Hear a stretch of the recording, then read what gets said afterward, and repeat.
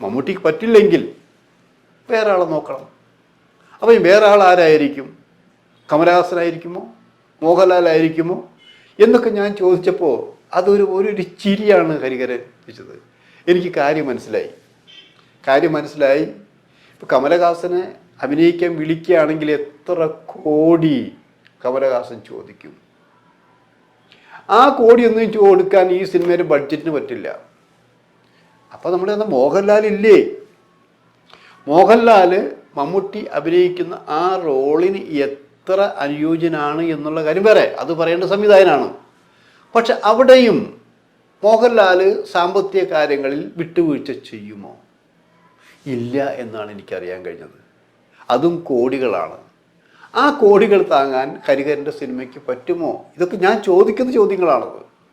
ഹരിഹരൻ പറയുന്നല്ല. ഹരിഹരൻ പറഞ്ഞു അത് പുതുമുഖമായാൽ കുഴപ്പമൊന്നുമില്ലല്ലോ എന്ന് ചോദിച്ചു. ഞാൻ പറഞ്ഞു എന്ത് സാറെങ്കിലും പറഞ്ഞു പുതുമുഖമാണ്, ഇത്രയും വലിയ പ്രോജക്റ്റ് ഇത്രയും സമയത്തേക്ക് ഒരു പുതുമുഖത്തെ കൊണ്ടുവന്നാൽ അത് ഏശാതെ പോയാലോ